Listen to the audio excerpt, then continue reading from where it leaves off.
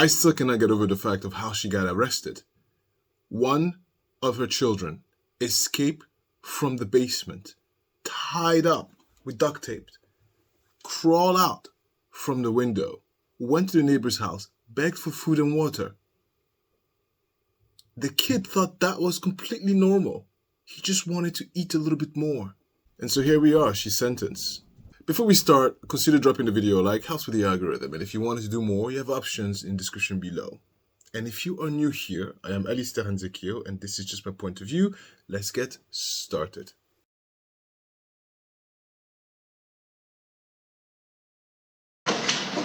Ms. Franke is now here. Mr. Winward, we are scheduled for a waiver hearing. Is there going to be a waiver today? There will, plus a plea agreement, Your Honor. All right. I'll ask the bailiff to hand you it has been executed. All right. Mr. Winward, you have discussed with Ms. Franke a preliminary hearing, what's involved in a preliminary hearing. She understands she has a right to a preliminary hearing on all of the charges in the case. She understands what the charges are, and she's prepared to waive a preliminary hearing in the case on all charges. She is, and that is contained in this agreement on page 7 as well. Very good. All right, I've been handed a plea agreement, and it appears to be signed by Ms. Franke. Ms. Franke, did you sign this agreement? Yes, And you did that today? When did you sign it? on the 18th, Okay. You've read it carefully? every word. Your signature represents to the court that you've read it carefully, that you understand what you've read, and that you agree to all of the terms. Is that all accurate? Yes, You've had sufficient time to ask questions of your counsel, to go over any questions you have. You're ready to go forward. yes, You don't need any more time. I'm ready. Ms. Franke, is anyone pressuring you to enter into this agreement? No, Anyone promising you anything I haven't been told about? no, Anything that's not in the written plea agreement? no, Are you under the influence of alcohol or drugs today? no, Is there anything today that could in any way interfere with your ability to understand the agreement, its consequences, anything? no, No physical condition, no medication, nothing? no,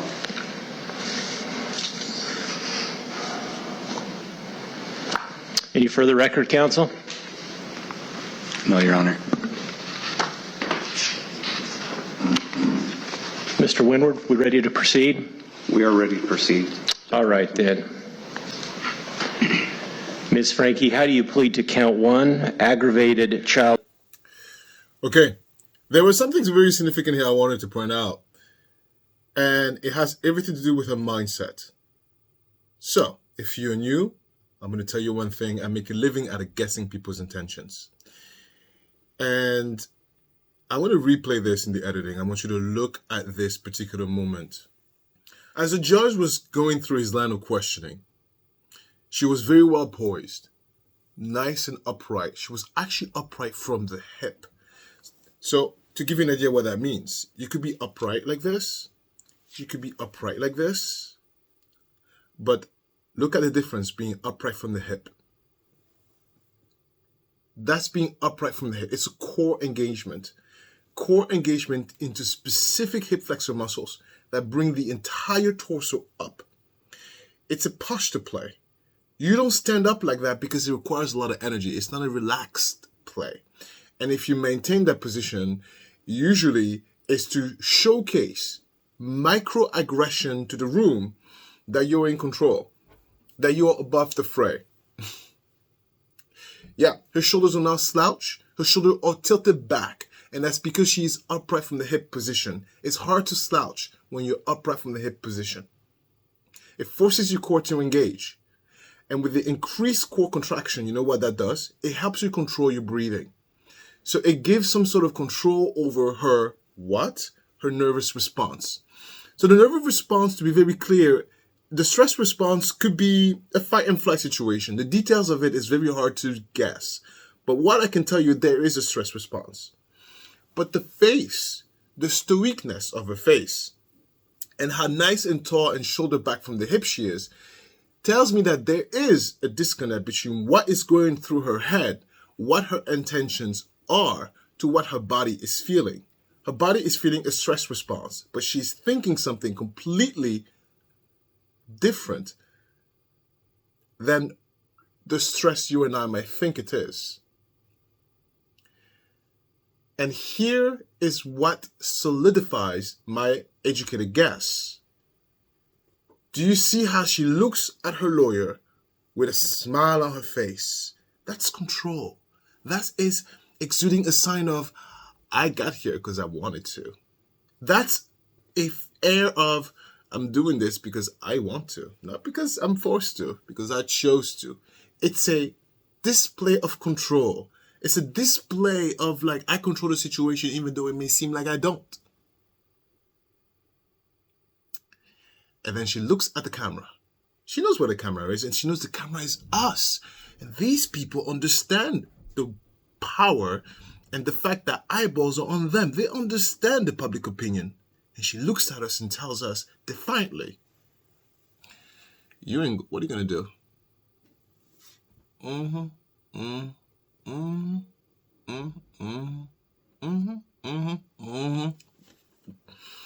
Yeah, because we got involved into her psychological disturbed, shitty mind.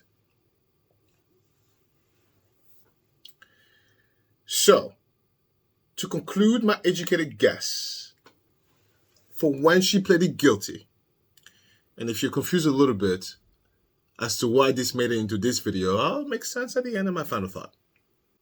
Her moment of accepting this plea agreement, she views it as a victory.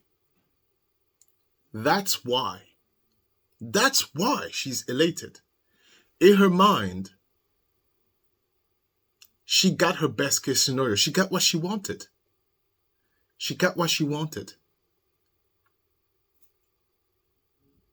And so she letting us know that she is smarter than you think. Pay attention and notice how her composure completely disintegrates.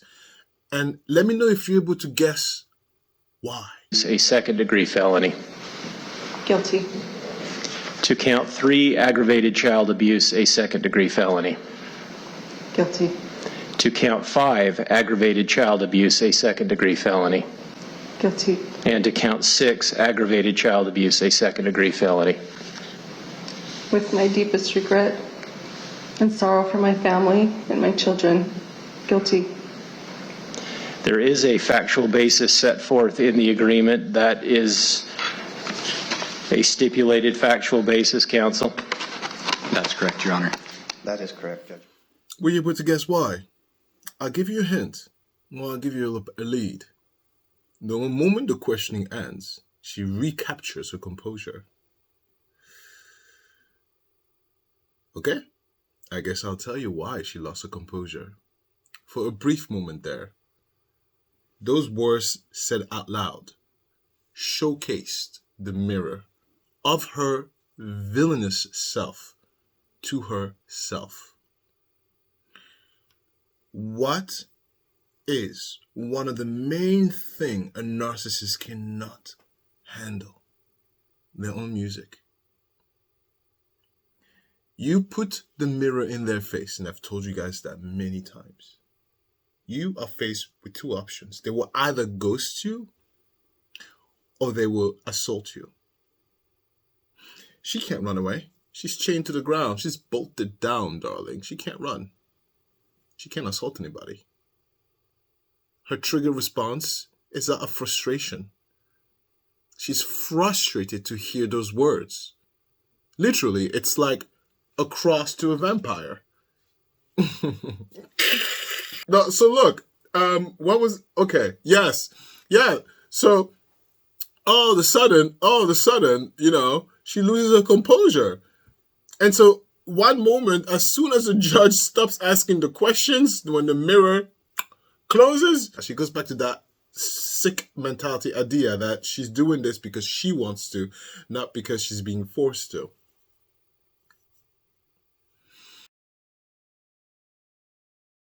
Now let's look at the sentencing. Welcome to District Court. We're here for sentencing in the matter of State of Utah versus Ruby Franke. Ms. Franke is here with Mr. Windward. Mr. So, just to highlight a big difference here of being upright from the hip, right? So if you look at her, you could take a ruler, make a straight line from her head to her shoulders, to her elbows, to her hip. That's straight up from the hip. It's this position, right? And you can see the lawyer, even though he has his hand forward, there's the alignment is not proper. Now, you can argue, well, he's leaned forward, his hand's on the table. Look, darling, my hand's on the table, upright from the hip. See? So it's not the hands. That's it. All right. The state respectfully requests that the court sentence Ms. Franke to consecutive prison terms for each of the 4 counts of aggravated child abuse. This sentence was agreed to by Ms. Franke in her plea agreement and is also recommended by adult probation and parole. She committed horrible acts of child abuse. From May to August in 2023, Ms. Franke and her business partner held her 2 children, ages 9 and 11, turning 12, in a concentration camp-like setting. The children were regularly denied food, water, beds to sleep in, and virtually all forms of entertainment. They were isolated from others and were hidden when people came to visit the house where the children and the defendants were staying. The children were forced to do physical tasks like carrying loaded boxes up and down stairs and wall sits or sitting against a wall without a chair or stool for hours at a time. They were also forced to do manual labor outdoors in the extreme summer heat, at times without shoes or socks. They were forced to stand outside on a cement patio in the summer heat for hours and even days at a time. They were beaten, and the 12-year-old was regularly bound hand and foot after he attempted to run away in mid-July. Both children had extensive physical injuries from the abuse that required hospitalization when they were found. The injuries from the binding to the 12-year-old are particularly awful. Bitch! In addition to physical abuse, the children were emotionally abused to the extent that each believed, to some degree, that they deserved what was being done to them. Had the older of the children not had the courage to run away and ask a neighbor to call the police, heaven only knows how much longer he could have survived in that situation. I told you, right? They found him emaciated. That's an adjective you don't use just because you missed a couple sandwich, my loves. No, they found him emaciated. And, wow, I didn't even know it was that severe like that. Okay. Oh, wow.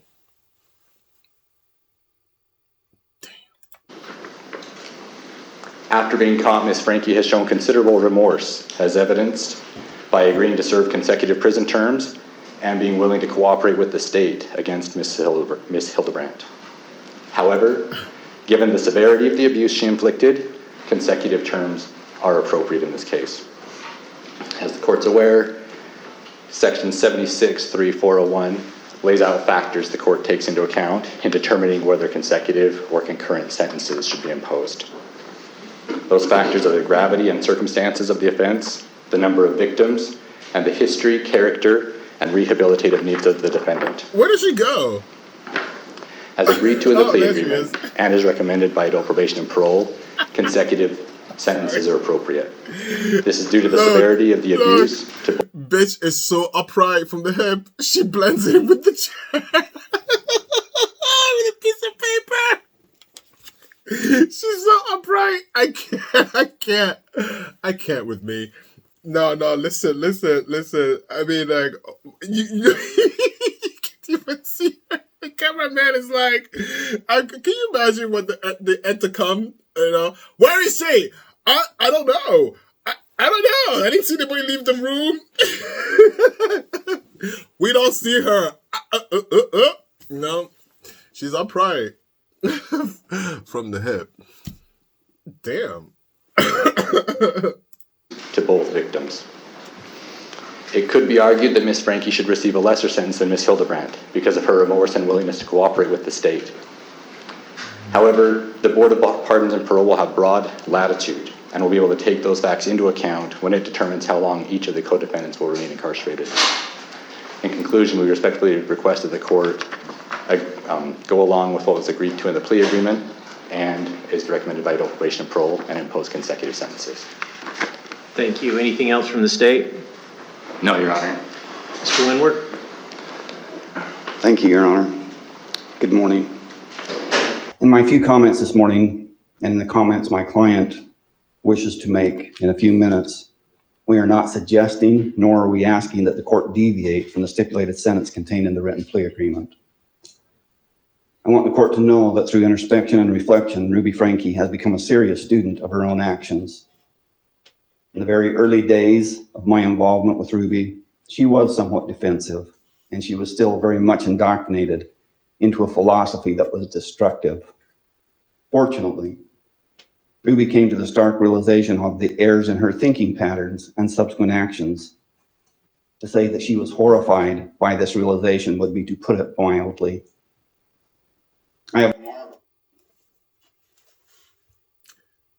So I paused it there.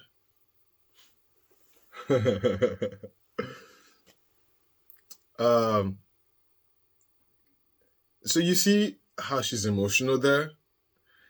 And as a parent, for a split second, it brought me to a space where I don't know how to explain it to you. Actually, I don't know how to explain it to you because I'm just feeling the emotion now. To a space where, to a empathetic space. And this is why I tell you narcissists are dangerous, because their strategy works. Even on hardened people like me. I'm hard. But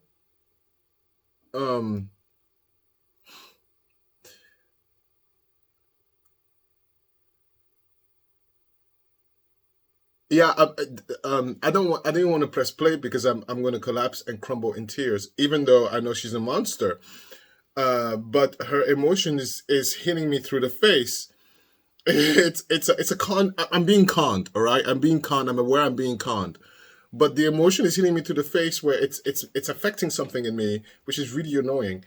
But all right. I have marveled at how quickly Ruby abandoned her defensive stance and moved toward her total acceptance of her actions and to her sentence today. So far, she has used her time in jail to unwrap the layers upon layers of deceit and deception foisted upon her over the last 4 years by an unscrupulous individual. Ruby realizes that she still has work to do in shedding those thinking errors and to reestablish a better and correct pattern of thinking and behavior. Ruby realizes that changing her thinking, reestablishing relationships, and healing are not simple or easy tasks. However, she is committed to doing that work. I would like the court to know that Ruby Franke is a delightful, respectful, and responsible person. She is open to feedback and addressing the consequences of her actions head on, and now ready to address your honor and accept your judgment. Thank you, Judge Walton. Thank you. Ms. Franke has a statement she'd like to make. She does.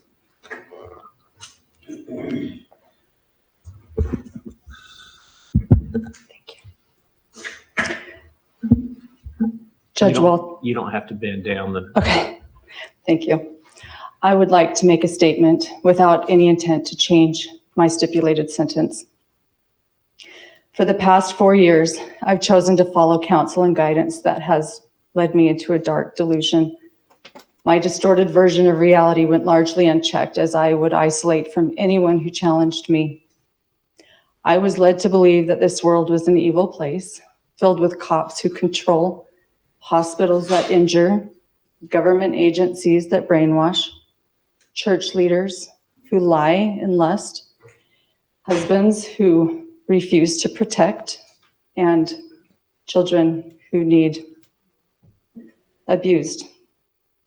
My choice to believe and behave this paranoia culminated into criminal activity for which I stand before you today ready to take accountability. Jody Hildebrandt was never my business partner, nor was I ever employed by her. I have never received wages from her or connections. Jody was employed as my son's counselor in 2019, and in 2020, I paid her to be my mentor. It is important to me to demonstrate my remorse and regret without blame. I take full accountability for my choices, and it is my preference that I serve a prison sentence. Thank you to the officers in Santa Clara and the Ivan City Police, Nick Hellman, Brian Palufo, Cy Pikyavit, Mike Pondoyo in Tobler, John Ward, D. Lewis, and Chief Flowers. You were the angels who came and saved my children. I especially want to thank Detective Jay Bate. She plucked me out of a situation I didn't know how to get out of. And the moment she handcuffed me was the moment I gained my freedom. You were not the controlling ones. I was. Thank you to the medical staff at Intermountain Hospital. Your skill, tenderness, and professionalism helped heal my children. Jody and I inflicted the injuries, not the hospital. Thank you to DCFS, the Children's Justice Center, Judge Basil, and other key adults. You've gathered my children under your wing and offered them love, compassion, encouragement. You were not the ones who were doing the brainwashing. Thank you to my Bishop Tom Hawks and my state president, Jim Nelson, for reminding me of the Lord's love for the lost. So much pain and suffering would have been avoided had I followed and heeded your counsel. I was the one who was deceived, not you. Thank you to the Washington County Prosecutor's Office, Ryan Sham, the legal assistants and discovery clerks. Eric Clark, you exemplified to me how justice and mercy are meant to coexist. My charges are just. They offer safety to my family, accountability to the public, and they did show mercy to me. Thank you to my attorney, Lamar Winward, and his staff. I would not be where I am today without them. Thank you to Randy Kester for your limitless energy in healing my family. My dear friends, Pam and Roy, I'm so sorry for letting you down. Because of your association with me, your innocence was called into question. My mother-in-law, father-in-law, Kevin's family, my cousins, aunts, uncles, nieces, nephews, and neighbors, you all saw the warning signs long before I did, and you did what you could. You wanted to help, but I pushed you away. My mother and father, I have been utterly wretched to you. You have offered me unconditional love, and for that I have offered you unconditional contempt. My siblings and their spouses, because of my decision to roll around in a pigsty, I've dragged your families through the mud in public. Yet, when I desired to return as the prodigal sister, unlike the prodigal's brother in the Bible, you synced step with my parents and ran out to greet me. Your capacity to love is unprecedented. Kevin, my husband of more than 23 years, you are the love of my life. I'm so sorry to leave to you to finish what we both started together. The ending of our marriage is a tragedy, and you are wrapped around my heart in a knot I'll never be able to undo. To my babies, my 6 little chicks, you are part of me. I was the mama duck who was consistently waddling you to safety. I can see now that over the past 4 years, I was in a deep undercurrent that led us to danger. I would never have led you to darkness knowingly. I was so disoriented that I believed dark was light and right was wrong. I would do anything in this world for you. My willingness to sacrifice all for you was masterfully manipulated into something very ugly. I took from you all that was soft and safe and good. I took from you your mother. How terrifying this must have been for you. I will never stop crying for hurting your tender souls. You're so precious to me. I'm sorry. My choice to live in fear of the world has created a great vulnerability and a blind spot for me, where I have broken hearts and I've caused people to suffer and I have betrayed sacred trust. Watching my community respond to my charges with justice and mercy and grace and love is all the more evidence to me of how wrong I've been. This world is full of really good people. And finally, I'm sorry for twisting God's word and distorting his doctrines.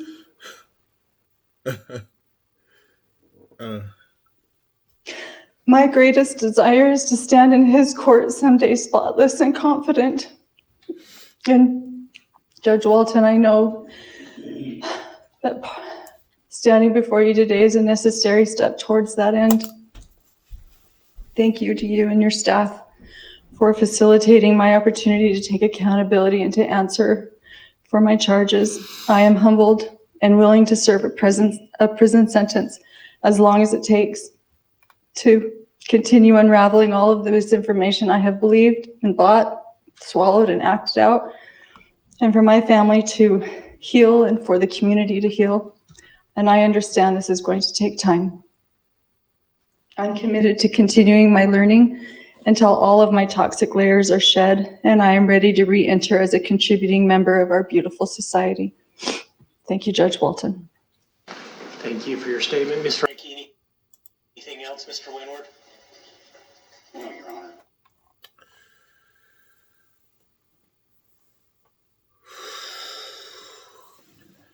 There's a lot to unpack here.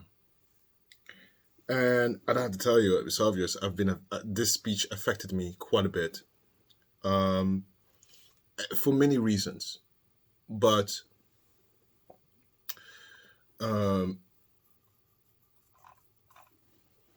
it doesn't excuse what she did. But that speech, I believe it. I believe every single word that she said. The speech is mired in regret. The speech is that of someone who actually looked in the mirror at her own reflection and saw shit. And she said to herself and out loud, I am really shitty.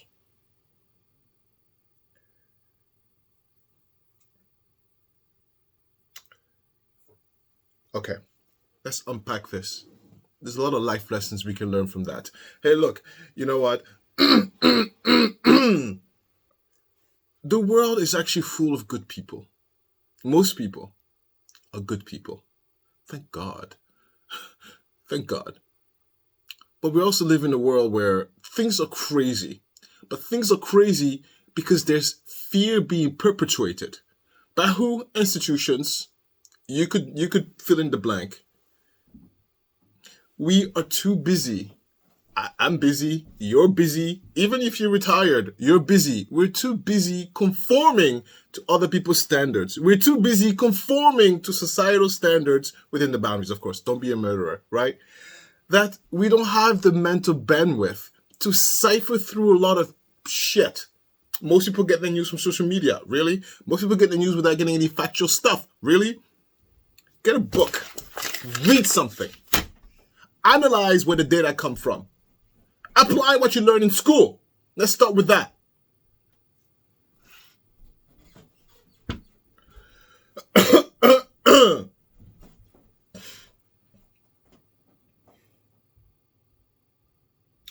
She mentioned family and friends.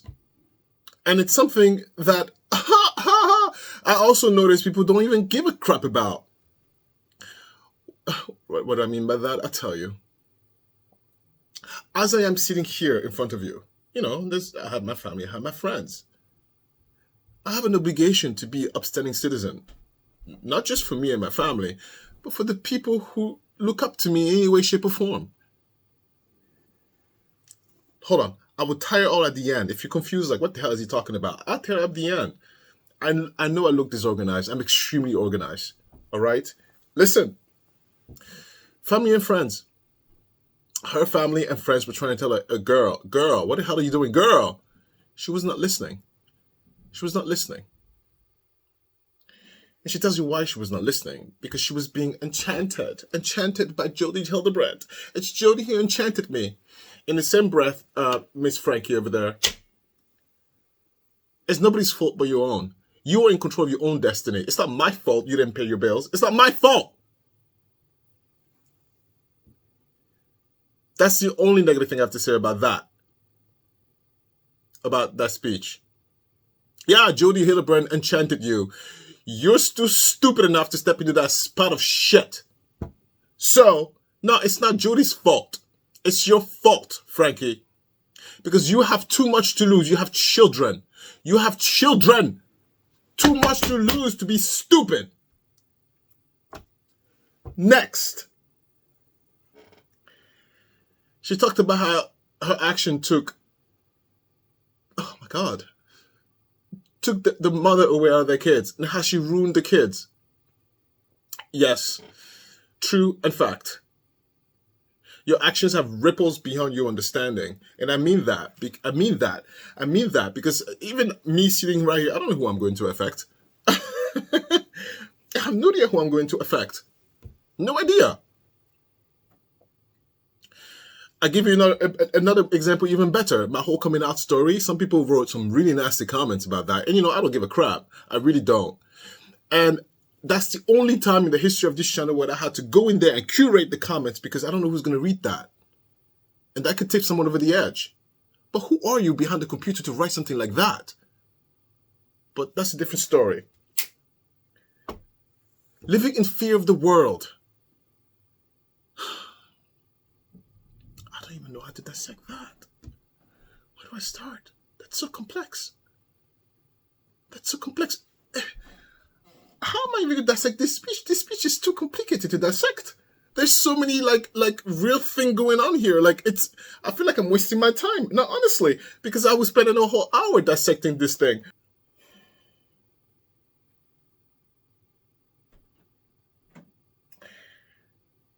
I took for you your mother.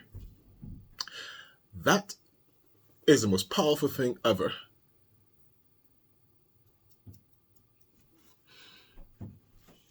And then before we move on to the next ludicrous idiot, what's her name? Hildebrand. I'll pour my heart out to you a little bit. This speech that she just made. This is a speech that I've dreamt that my father would say. Maybe in front of us in a family meeting or whatever. When I look back, when I heard this, exactly like that, because you guys know my dad. It's a speech that I used to daydream or dream about, like maybe father one day will come around and say something like that, like, I'm sorry. Yeah, maybe I don't like your mother, but I love you. Maybe your mom is a bitch, but I love you. And my mom is not a bitch. But I'm just telling you, in his point of view, maybe you don't like your spouse. I'm your child. But if you think like that, then you're going to run yourself in circles because sometimes some people, you just cannot think like that because some people are fucked up in the head that you can't even compare and contrast like that. My dad is fucked up in the head.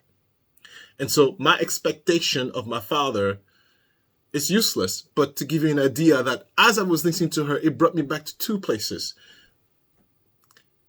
The hopeful young Alistair in his 20s, hoping that one day father will wake up and be like, I have children, I must protect them.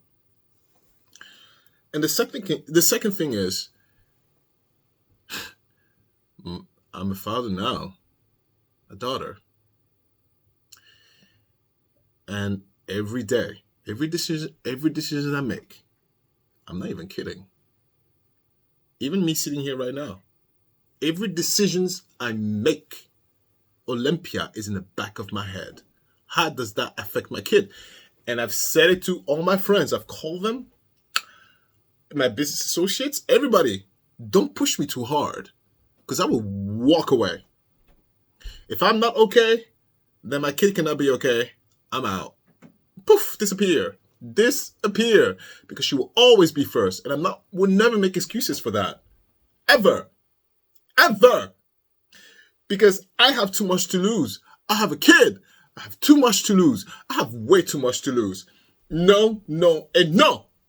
Anyway, next segment. Let's listen to the next ludicrous person. Oh, I've talked too much already. Look, it's like... But as far as speech goes, good job, Ruby Franke. That's the only thing I agree with you. Yeah. And it's sad that you were brainwashed into hate. Go ahead. I sincerely love these children. I desire for them to heal physically and emotionally. One of the reasons I did not go to trial is that I did not want them to emotionally relive the experience which would have been detrimental to them. My hope and prayer is that they will heal and move forward to have beautiful lives. I am willing to submit to what the state feels would be an appropriate amount of time served to make retribution as an outcome. And in answer to your question, Your Honor, I knew that whatever she might say to the author of the pre-sentence report would probably sound hollow and self-serving, and perhaps it does today. Yes. But I know that my client, in the statement that she makes to the court today, that statement is absolutely. Do you see how this lawyer, even because he's a lawyer, he's a smart man, I assume, but even the lawyer was like, this sounds like shit. Okay, let me interject here and try to do my job as a lawyer, as a defense lawyer. Yeah, please. Yeah, her statement looks like crap. She didn't even put any effort into it. I'm sorry. I didn't want you to relive the trauma. So that's why I didn't go to trial. Okay, sorry. All right. Okay. No, she's mad because Jody turned on her. And this is the big difference between the amount of effort Jody put into her statement. It really was heartfelt. There was a moment of clarity that the narcissist had, because they do have those moments. You know, they do look themselves in the mirror. It's just in real life, when that happens, they go through a depressive state. They get depressive. You're like, what's wrong, baby? I don't feel so great. No, it's because they have moments where they see themselves in the mirror and they go depressiveness. But in the court system, all right, come on. Sincere. Does Hildebrandt recognize that it's her behavior that caused the harm to the children that she's referred to in her statement? Your Honor, she recognizes that she was, along with Ms. Franke, that she made decisions with respect to the discipline of those children. That even the judge is like, what are you saying, sir? What are you saying? What is you saying? Can you tell I'm turned off by them already? All right. were wrong, that caused harm to those children. She fully recognizes that and accepts responsibility for that. All right, anything else? No, Your Honor. No, Your Honor. Okay. Bye. Yeah. Ms. Hildebrandt, this circumstance is tragic. It's largely, of course, of your making. By any measure, your conduct in this case was disastrous for these children. Adults are supposed to protect children. Yep. Adults with specialized training in particular are supposed to protect children.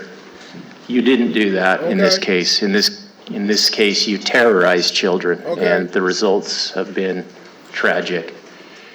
It's what happened to these children, and your philosophy in dealing with them, frankly, seems detached from reality or any objective standard of decency or even common sense. And the court finds that it is appropriate that you serve a prison sentence. The court finds under the statute, Utah Code 76-3-401, that given the gravity and circumstances of the offenses, the number of victims, and the history and character and needs of the defendant, that consecutive sentences are appropriate.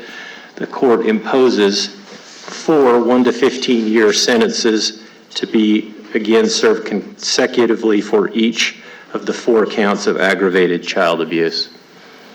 The last thing I do need to tell you is that you only have 30 days to file or perfect an appeal of any error of the court by... Yeah. So that's that.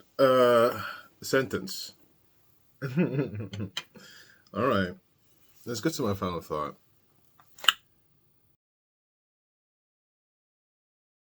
My tongue popping is on fire today. So, final thought. Actually, I need my notes. 1 second. It was no secret that they were going to be found guilty. We knew that from the beginning. They were caught red-handed. So the idea that they were going to run around and you know, like, it wasn't me, it wasn't me, that was not a reality for them. The one person I have to say, though, is the husband, Kevin, got away with it. There is no way, if you are a parent, there is no way that you don't know what's going on with your children unless you're an absentee father. And from what he's trying to sell us, that he wasn't. Now, if your child is being abused, you have no idea about it. I'm not saying anything. I'm just looking at you. This whole fiasco, as much as disastrous as it was, is a good cautionary tale. About what? About how to conduct yourself. Let me tell you what I mean. How is that about me, Alistair? No, listen to me. Hold on 1 second. It's not about you. But it's about society as a whole, and which we live in, so therefore it's about us. It's normal to seek confirmation biases. You know, it's extremely uncomfortable to seek the uncomfortable. When was the last time you did something you don't want to do? That's a very tricky question, depending on who you are. But no, when's the last time you actually purposely went and stepped into something you didn't have to do, but you chose to do, and that thing was uncomfortable? Exactly. Not because you were forced, because you chose to. For a lot of people, that's not the case. We live in a society where everything is at arm's reach. You don't have to do anything at all. You don't have to subject yourself to stuff you don't need to. So confirmation biases is absolutely normal. What is not normal is to allow someone else's negative ideology to cloud and intercept your critical thinking. I use that word a lot. Our world is full of fear-mongering. It's an election year. I don't have to tell you any otherwise. Everywhere you look, it's like, oh my God, migrants. Oh my God, this. Oh my God, that. Oh my God, this. On both sides of the world, not just here in the US, but also over there in Europe. It's a complete calamity of people who were sitting there on their couch, looking and consuming news information, and not even double checking or vetting or checking the sources. And it's not like they're telling you go pick up a pen. They're telling you stuff that is so egregious, like hate someone. Really? Yes.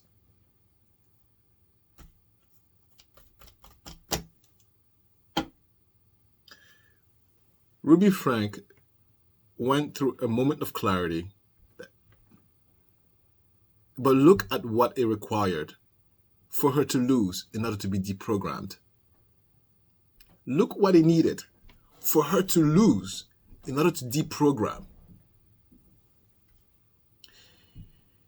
And the age-old question, how can someone think like that, people who are in cults? How? Well, because they never stop and ask the questions.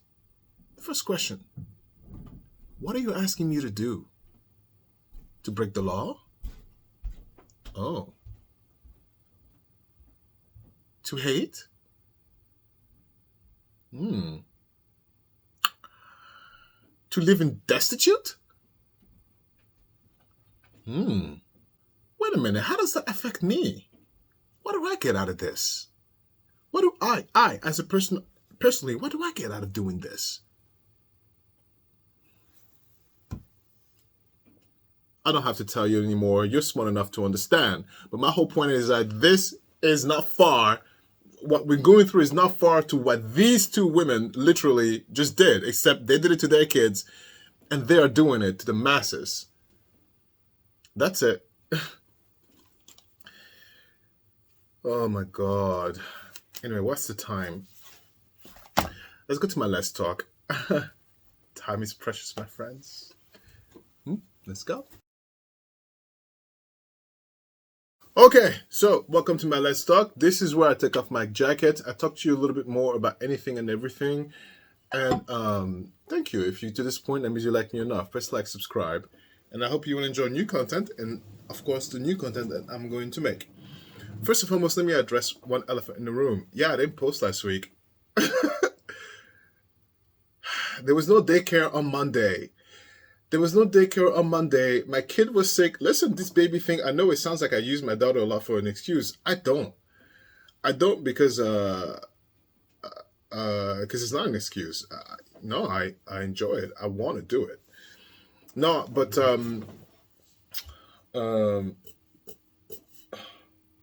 what was going with this? Oh, right.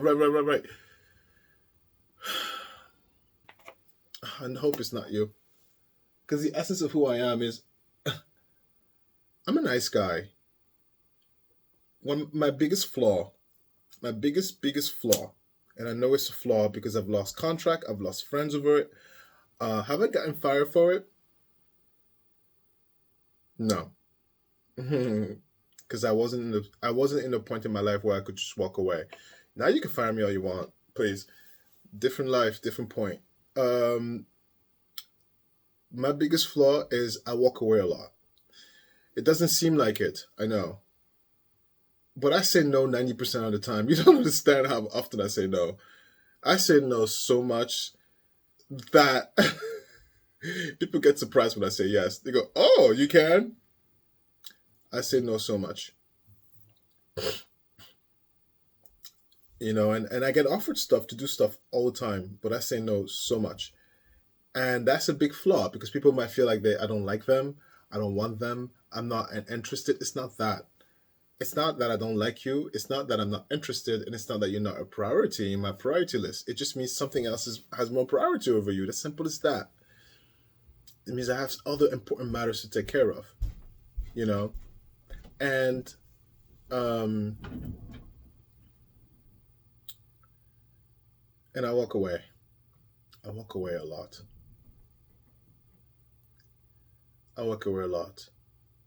And it's gotten so much worse now that I have the kid. The moment I feel like I'm like, oh my God, why is this stressing me out? I'm out. It's insane. I've done it with clients. You're fired. Because I look at it as like, if I'm not okay, Olympia cannot be okay. Do you understand? Like I can't even justify how to even make that work. Because let me tell you something. And these days I spend a lot of time with my daughter. And right now, she goes through phases of favorites. But right now, for the past couple months, I've been her favorite. The first thing she wakes up in the morning is me. She asks. I pick her up from daycare at 4:30 p.m. every day. Every day. I make her breakfast and I make her post-dinner snack. You know, I'm up before everybody else. I make breakfast. I make my coffee. She gets up at 6:30 in the morning. I'm up around 6:15. So usually by the time the coffee is being brewed and whatnot, that's when she starts whimpering. And I go in there and I pick her up, and usually she's a little cold from her extremities, you know. And then so I hold her very tight, and I warm her up for a little bit. Her diaper is all soiled. It's okay, it's fine. And I make her a little nice and warm, and then I lay her down and I change her. I warm the whatever, the wipe, so it's warm, and she's just like, yeah, change me like a little princess, yeah. And then when I'm done changing her, I pick her up and then I ask her, what do you want to eat? She speaks now. I mean, speaks. She's not two yet, but what do you want to eat? I give her options. Eggs? No. Watermelon? No. Banana? Banana! And I get the banana. I mean, I'm still the parent. She can't decide everything yet. Get out of here. And then she gets some eggs. She's not gonna complain. So I get the banana and I make the eggs.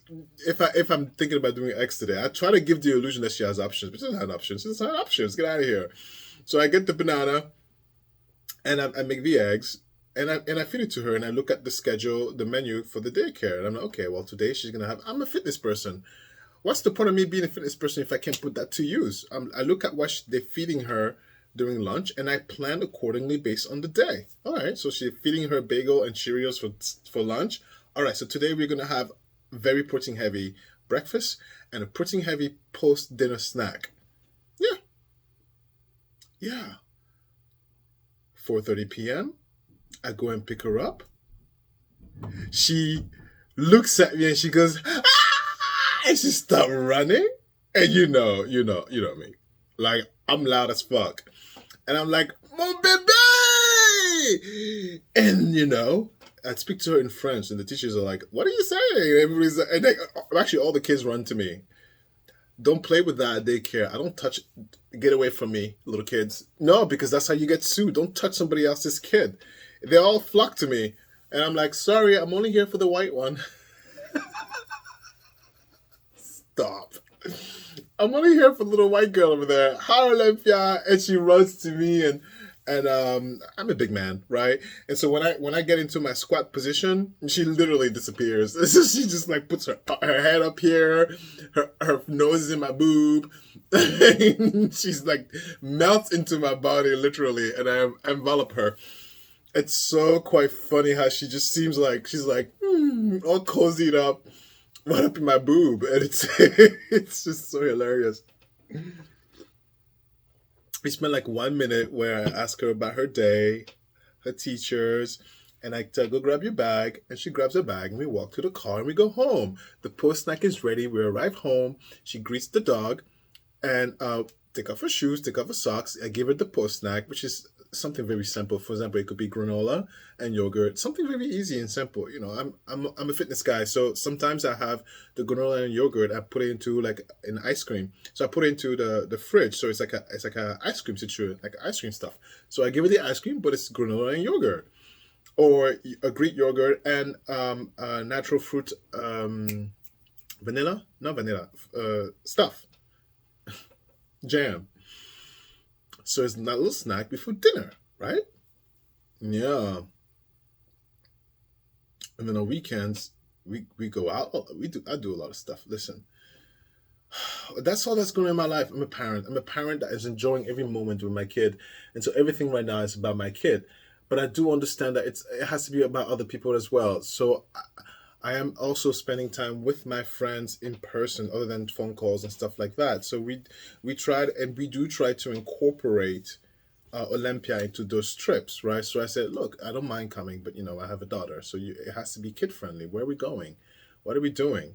Perfect. And she needs to be changed diapers, and she's tired. We need to go. Like, there's certain things that you just cannot do when you have children. You have to.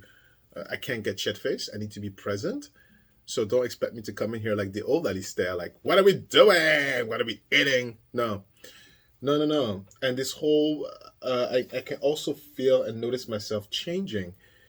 It happened many times in my life. It happened many times in my life where I can feel my brain chemistry. I feel like a different person. It happened when I started my business, completely different. Like the moment I became operational to before, I wasn't the same man. It happened when I was 16, when I realized my father is dangerous to my mom and to myself. I wasn't the same man. So there's moments where I'm like, wow, my brain is changing. My chemistry is really different up here. And with the kid, specifically this past few months, this past like maybe 6 months, when I realized the moment when the channel was born, I had a George Floyd moment where my therapist needed to be heavily on hand to help me therapize myself. And the last thing she did before she went to retire is to how to handle the pressure of social media. Because you might not know, but it's a lot of pressure. There's pressure to post all the time. There's pressure to cater to all the comments. There's pressure. And I don't know about you, but pressure and having a newborn, because there's pressure in my life, it was just too much. And so the therapist was like, look, I know this started as a self-therapizing situation, but now it's become a completely other thing. You need to look at it differently now. This is you're not a kid anymore, Alistair, sort of, kind of. And so before she disappeared, before she went to retirement, that's the last thing we worked on, how to handle the public space. And, yeah, it's almost like there needs to be a detachment, a little bit of detachment, because the pressure I felt, this is what she said, and why would she be wrong? It's because you feel too connected. You need a detachment, because when you have someone in person, you're connected, then you go home, then you're detached. When it's online, there's no detachment. There's no disconnect. You need to disconnect. You need to detach. Find a way to detach. Yeah. And my kid growing up, my Olympia, so these things have really changed how my brain is working. And these changes is now reversible. I don't know if you're aware of it. When you go, it's like puberty. When your brain grows, when you grow as a person, you don't go back. And it's I've grown, and it's made me better. It's made me better at time management. I didn't know that was possible. I'm the king of processes. It's made me better at getting things done. I didn't know that was possible because I get things done. It's made me better at being efficient and still have time to spend time with my spouse, because that's important too. Yeah, it's very too easy. People get lost in the children and they forget that, hey, you're married. You have somebody else in here who also wants you, who also wants this. Do you know what I mean? Like it's not just, we're not roommates. Yes, we have sex, of course. So it's important to don't forget that you need to get down and dirty as well, because yes, you have the kid, but honey, you better get to work. Yeah, and too many times that gets forgotten. And I don't know really. And I don't know. I can ask, but I know on the heterosexual side, it's different because women had carried the baby and pushed the baby. There's a whole bunch of other stuff. For us, it was definitely different because we did it to surrogacy. There was no bodily recovery that needed to be made, But I think the essence of just like you still have to stay connected together is still very much important, right? I'm not saying f your brain, like f your brains out every 2 minutes, but you don't have to go all the way. Maybe a little tickle, a little jiggle here and there, maybe every day a little tickle, right? It doesn't have to be a whole insertion every day. Do you know what I'm saying? Oh, we grown-ups. Come on, we can talk about sex. And yeah, so that's important. So my schedule is full. My kid, my husband, my jobs, our careers are doing very great. I'm not boasting. I'm talking to you as a friend. I'm telling you, they're doing very great. In what way? Look at me picking my words. I had to pick my words because, my words have consequences. Yeah, no, Christopher's job is doing very good. They are very happy with him. And he's very vocal. Christopher is very vocal. And he's very stern about what he wants. I tell you that all the time. He's a different person at work than he is at home. He's a different person with me than when I see him in a corporate setting. He's so much sterner. Like I honestly could not work for Chris because my personality, it would just clash. I ask too many questions. I'm too opinionated. I don't just do stuff just to do it. I'm the person who's like, why? Show me. I don't understand. What do you mean? That doesn't make sense. I'm that person. And Chris is the person who's like, this is the process I've made. You make it work how you wanted to make it work, but this is what I expect. I'm like, oh God, okay.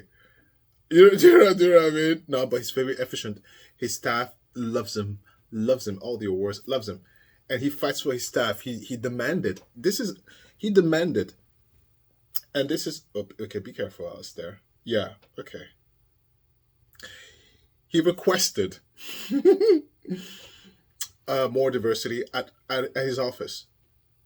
I want more women, more people of color, now! And I want them to be compensated at least market value, now! Who does that? Who does that? He did. And they did it. So, and then he's still progressing, you know, so it's good. It's good to know that he is very well respected, but also what he does is very specific. So even if they want to get rid of him, it would be very difficult to replace. Yeah, he's kind of essential. So he's able to make that demand. And it's funny because when he was doing it, I was like, Christopher, don't lose your job. He's like, if I lose my job, I get another one. I'm not going to lose my job. I was like, okay. All right, don't be mad. Don't yell at me. Yeah. I remember this. I was stressed. I was like, okay. You're screaming very loud. What are you doing? Yeah. He was very, very vocal to corporate people who own the company. I was just like, really? Mm-hmm. In writing, by the way, through email. And walked away. I was like, you just walked out the room. He's like, yeah, I said what I said and I'm done. I was like, okay. Phone is dying. Okay. 5%. I hope you're doing okay. Look at me talking about me all the time and stuff like that. I will try to edit this today. Although I do have to say, though, today is Thursday, February 22nd. I have been going so hard with my life. I need a break. I need like a mental detachment. So I'm thinking of canceling literally all my appointments, everything I have from Friday till next Monday, canceling it, and taking a me day, me weekend. Yeah, I'm thinking about that very hard. I could do it. I'm thinking about it because if I'm not okay, my kid is not okay, and every decision I make is for my kid. And that's it. Love you for watching. Goodbye. Like, subscribe. Love you. All that stuff. Wow, 2% already? My phone's about to die. Bye.